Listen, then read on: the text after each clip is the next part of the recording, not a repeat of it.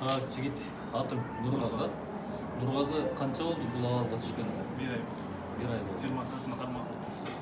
1 айдан бери басуу жок.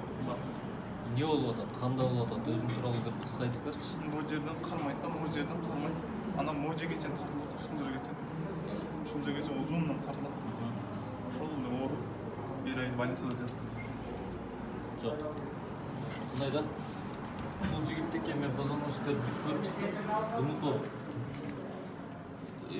Позвоночник ийилип кеткен. Бул түз абалда туруш керек болчу да сен позвоночниктеринчи. Еще бул жерден нерв кысылып турат.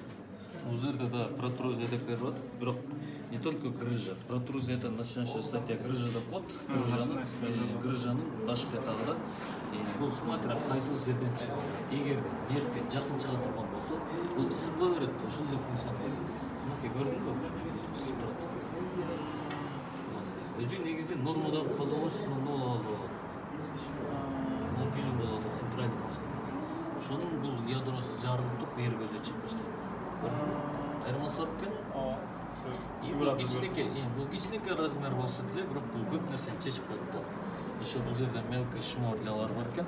Бирок аракет кылсак, жеме семи бардык алгадан аракет кылалы, дайым бут кылса, бир жакынкы күндөрдө бир жакшы кубаныч менен бастыргызып, өзүн бастыргызып көрөйлү. Азыр тактыр баса албайсың, а? Вообще база. Жок, Көтөрүлүп ооруйт да. көтөрүлүп ооруйт, а? Всё, сүйлөштүк. Анда буюрса баштайбыз.